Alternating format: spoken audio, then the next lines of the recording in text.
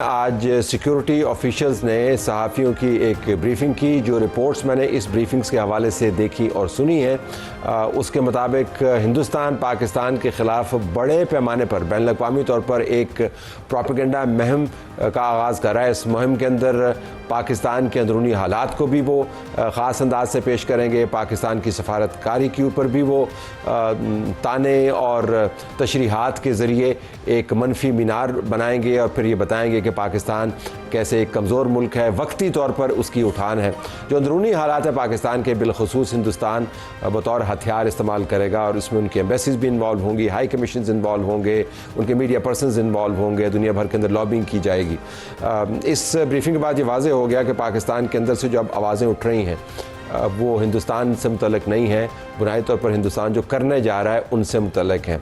क्या हमें इन हालात में अंदरूनी तौर पर ज़्यादा बेहतर और मौसर अंदाज से अपने इशूज़ को एड्रेस नहीं करना चाहिए, बिलखुसूस ये जानते हुए कि हिंदुस्तान के पास पैसा भी है, उसके लॉबिस्ट भी तगड़े हैं, तो वो आवाज़ बुलंद करेंगे। बिलखुसूस आज़ाद कश्मीर का मामला, आज़ाद कश्मीर के अंदर इंतखाबात होने हैं 27 तारीख को। अब मामला जो एक कालदम तंजीम इस वक्त है जैक, उसकी डिमांड से शुरू हुआ।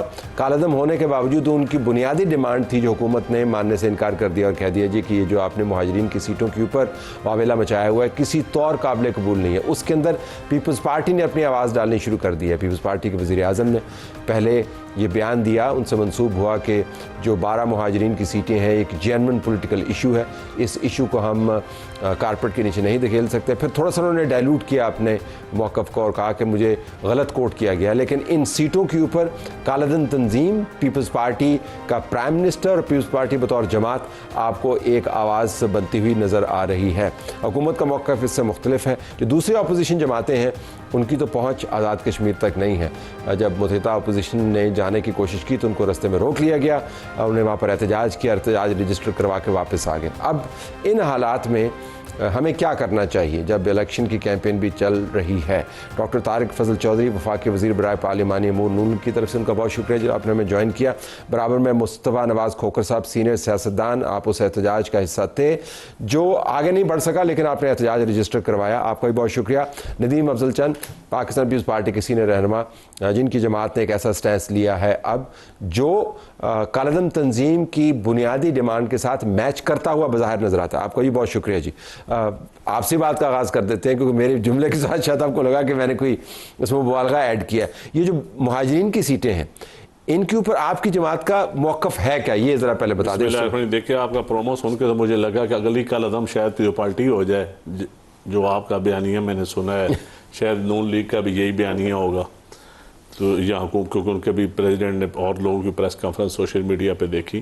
पीपल्स पार्टी, आपको पता है कश्मीर से ही पीपल्स पार्टी शुरू हुई थी और पीपल्स पार्टी का कश्मीर के साथ खास के साथ बड़ा गहरा तल्लक है। चेयरमैन बिलावल भुट्टो ने असम्बली में जो स्पीच की है इसका हल दिया है, कानून को हाथ में कोई ना ले, बड़ा वाज़ेह सा है। कोई ये जत्थों की सियासत, जत्थों को कभी सपोर्ट नहीं किया। खा इनकी हुकूमत के खिलाफ भी जब जत्था हुआ, जब इनको बचाना था उसमें पीपल्स पार्टी जॉइंट एक्शन, फिर जब ये जॉइंट एक्शन बन गए पीडीएम की सूरत में तो इनसे भी पीपल्स पार्टी ने इख्तलाफ किया कि ये इस्तीफे नहीं देंगे, हम असम्बलियों से एक कानून के मुताबिक चलेंगे। अब जहाँ तक मुतालबात का तल्लक है, तारिक साहब बेहतर बता सकते हैं, ये उस कमेटी का हिस्सा रहे हैं। हर मुतालबा इन्होंने माना, इससे पहले भी माने, इससे और चीज़ें पोलिटिकल डायलॉग होने चाहिए। पोलिटिकल डायलॉग पे हम बिलीव करते हैं। जहाँ तक मुहाजिरीन की सीटों का तल्लक है, देखें हमने उसका हल भी दिया ना। हमने कहा कि जो राना सनाउल्लाह साहब का मौक़िफ़ है वो जॉइंट एक्शन कमेटी के मुतालबे से मुसाबका रखता है कि हमारी गिनती 12 से शुरू होगी हमारी सीटों की। और हिस्ट्री है, जब काफ लीग की हुकूमत थी पंजाब में काफ लीग को मिली, जब पीटीआई की हुकूमत आई पीटीआई को मिली। नून लीग ज़्यादा बरस इंतजार रही है 85 से लेकर आज तक और हमेशा ये सीटें जीतते रहे। तो मुहाजिरीन को अगर आपने सीटें देनी है तो मुहाजिरीन को मुतनासिब नुमाइंदगी की बुनियाद पर आप दे दें। एक हल दिया है, उसका फिर असम्बली से मंजूरी होगी या काउंसिल में ले आए, जिस तरह काउंसिल का भी इन्होंने एक हल दिया था कमेटी ने, जो मेरा ख्याल है जॉइंट एक्शन कमेटी के लोगों ने नहीं माना।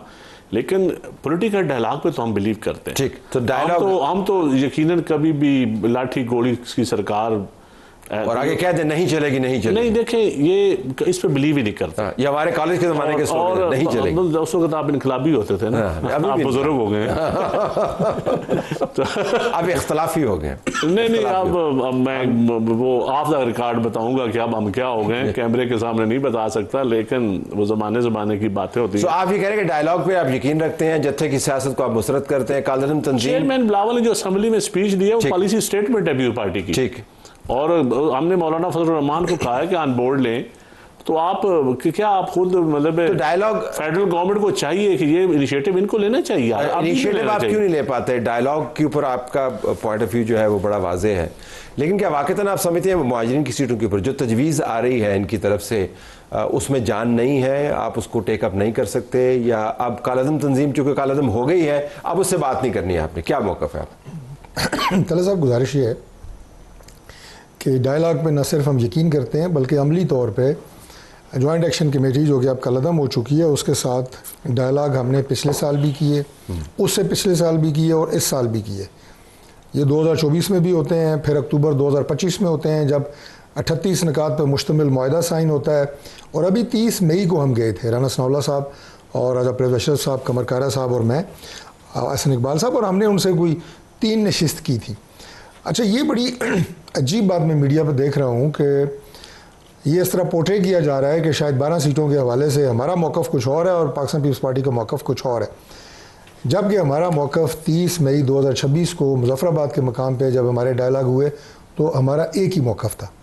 उस मीटिंग में प्राइम मिनिस्टर आज़ाद कश्मीर भी बैठे थे, फैसल राठौर साहब, और हमने जॉइंट एक्शन कमेटी को लोगों को ये कहा कि 4 आपके पास ऑप्शंस हैं, सुप्रीम कोर्ट ऑफ AJ एक आप ऑल पार्टीज़ कॉन्फ्रेंस बुला लें, असम्बली में डिबेट कर लें, और चौथा ऑप्शन ये है जिस पे कमर कारा साहब के अल्फाज ये है, आई बेग यू 10 दिन अपना ये 9 जून वाला मार्च आगे ले जाएं, हमारी सारी क़यादत GB में है, गिलगित बल्तिस्तान में, हम वापस जाएंगे, हम उनसे नॉड लेंगे। अल्फाज थे आई बेग यू, और यस जी, और उन्होंने कहा मैं पहली दफ़ा किसी को ये कह रहा हूँ।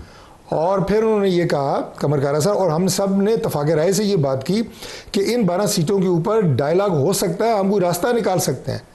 ये पीपल्स पार्टी की आवाज़ में हमारी आवाज़ शामिल थी। तो उन्होंने क्या कहा आगे? उन्होंने कहा कि हमने आपकी इन 4 बातों में से एक नहीं माननी, हमने लॉन्ग मार्च करना है और 9 जून को ही करना है, और वैसे ही करना जैसे किया उन्होंने। वायलेंस, तशद्दुद। 2024 में 8 बंदे मरे थे, अल्लाह को प्यारे हुए थे। 2025 में 13 बंदे, 20 के करीब बंदे अभी भी अल्लाह को प्यारे हो चुके हैं, जिसमें 4 लॉ इन्फोर्सिंग एजेंसीज के जवान शहीद हुए हैं। तो क्या हर साल हमने यही करना है? इसलिए इस दफ़ा तो आज़ाद कश्मीर की गवर्नमेंट ने फैसला किया, बस आखिरी जुमला, कि इनको रोका जाए वायलेंस और तशद्दुद से। उसमें हमारी सपोर्ट शामिल थी।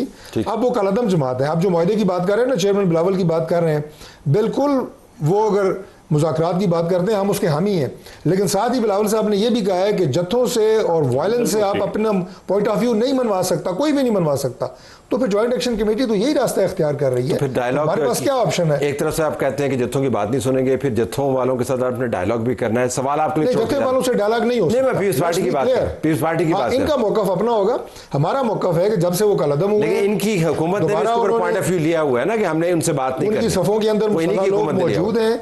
इस तरह के मॉब से मुज़ाकरात अब नहीं हो सकते। पहले मैं मुस्तफ़ा साहब की तरफ जाने, उनका एक मिनट टाइम लूँगा। ये जो आप कहते हैं इनकी हुकूमत, अवाम को ये तो बताएं कि कश्मीर में फेडरल गवर्नमेंट का किरदार क्या होता है और वहाँ की मकामी आप बताएं ना, नहीं आप माशाल्लाह दानिशवार हैं और ये मिनिस्टर हैं, ये जरा बता दें। आप प्रैक्टिकल अमूर कश्मीर का वजीर जो है, अमूर कश्मीर का वजीर का क्या होता है?